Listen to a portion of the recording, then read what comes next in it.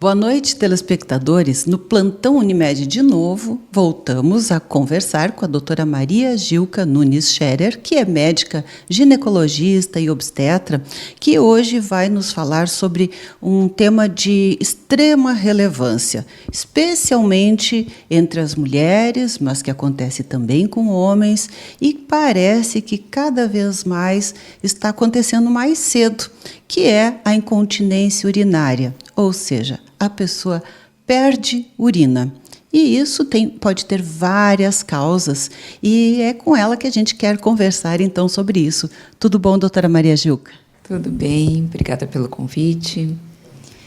Olha, no teu consultório isso deve ser muito corriqueiro, né? Mas para a gente, os pacientes vêm se queixar que começam a perder um pouquinho de urina. Daqui a pouco é um pouco mais.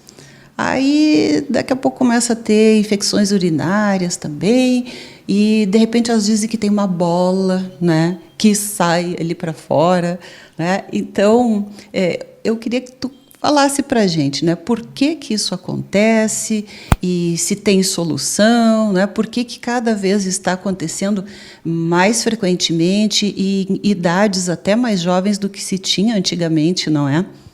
Sim. Bom, eu acho que assim, acontece bastante, mas principalmente as pessoas estão se dando conta que isso não é normal, né? E estão procurando mais. As pessoas sabem, hoje em dia, que tem recurso, né? Então, elas procuram porque não se sentem mais à vontade, né? Há uma limitação social, muitas vezes, de ter perda de urina. Isso é a parte importante, assim, não é normal perder urina. Nem um pouquinho, nem quando ri muito. Nem quando ri muito, principalmente, né? Imagina, cada vez que a pessoa dá uma risada, escapa a urina. Né? Aí as pessoas começam assim, eu não vou à praia porque não dá, né? Porque tem que andar sempre com forrinho. Aí eu não vou no aniversário porque eu acho que vai ter cheiro. Aí eu não vou na casa de ninguém porque eu tenho medo que escape e eu estou fora de casa. Então as pessoas começam a se retrair, né? E é uma coisa incômoda, frequente, tem uma frequência assim de 11% até os 80 anos. Então, é bastante, gente, né? Se a gente imaginar de cada 100 mulheres, 11 vão ter isso ao longo da vida, não é pequeno número. E pode-se ter só incontinência urinária, pode-se ter a incontinência urinária mais uma bexiga caída, a incontinência urinária mais um intestino caído, um útero que vem para fora da vagina, e todos esses problemas têm conserto.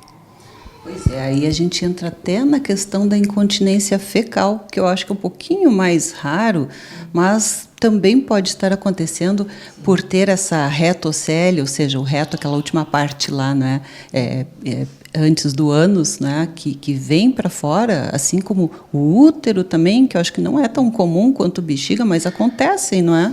Sim, acontece bastante.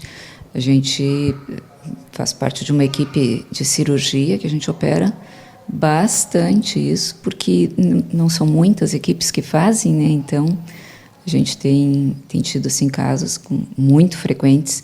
E as causas são as mais variadas, assim.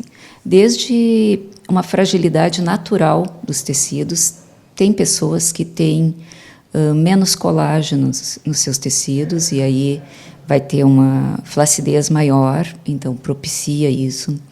A obesidade é um fator bem importante, né, porque aumenta muito a pressão dentro do abdômen contra os órgãos que, enfim, estão lá embaixo, são os últimos, né.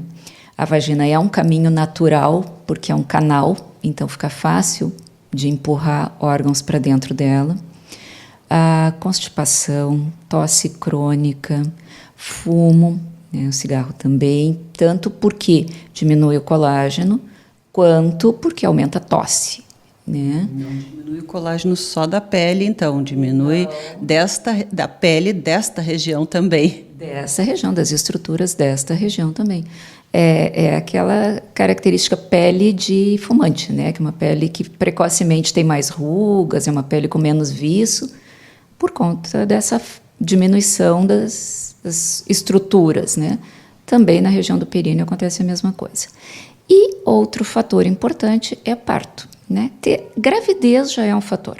Ter estado grávida já é fator de risco. Parto vaginal é mais. O que não quer dizer que se deva indicar cesárea só para essa prevenção, porque não tem garantia de que não vai acontecer. Mesmo mulheres que só tiveram cesárea podem ter todos esses problemas.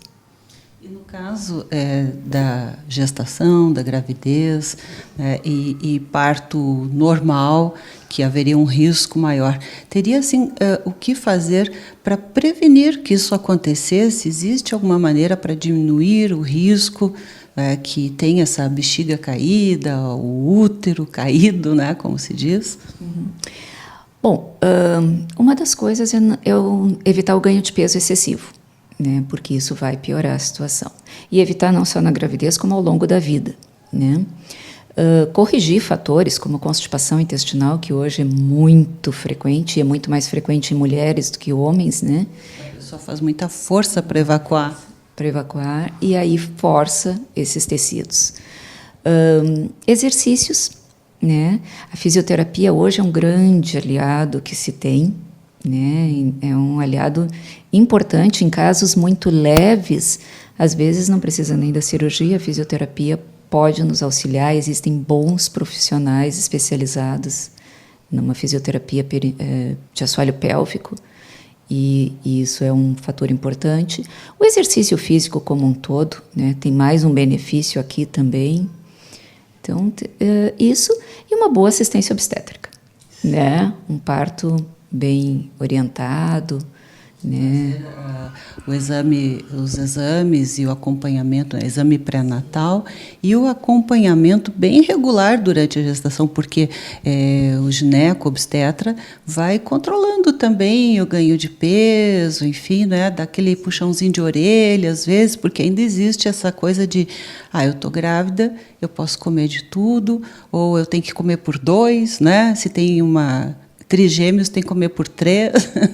Bom, então, né, brincadeiras à parte, mas ainda existe esse pensamento, às vezes até inconsciente, muitas vezes. Sim, eu brinco, uso uma expressão que eu digo que algumas grávidas se escondem atrás da barriga, né? Porque é bonito estar grávida, é bonito aquele barrigão, mas e depois, né? Aí a gente ainda vê, às vezes, mulheres jovens aumentarem 20, 25 quilos numa gestação, e isso, com certeza, vai trazer uma sobrecarga para o assoalho pélvico, né? Pois é. Hoje, assim, claro, tem pessoas de todas as idades, e eu penso assim que a idade é o principal fator de risco para as doenças, porque quanto mais tempo vive, mais chance se tem de ter, né, qualquer tipo de doença. Mas a partir de que idade assim foi a mulher, digamos, mais jovem que tu já atendeste com este problema? Lembra? Uma paciente de 29 anos. Ela tinha 3 partos vaginais, um atrás do outro, de bebês grandes. E ela, assim, realmente não teve o que fazer. Ela foi cirúrgica porque ela perdia a urina com esforços, tipo uma tosse, um espirro, uma risada. Pegar um filho no colo era o suficiente. E a qualidade de vida tinha diminuído muito.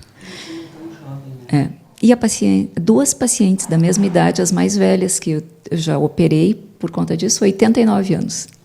Olha só, quer dizer, em nenhuma idade é bom, porque hoje as pessoas estão vivendo mais, muitas longevas, lúcidas, com boa qualidade de vida e querem ter uma vida social, não é? Então, eu creio que, né, em função disso, e estão namorando também, não é? Até uma longa idade. Então, é normal, né, querer que isso não aconteça, não é?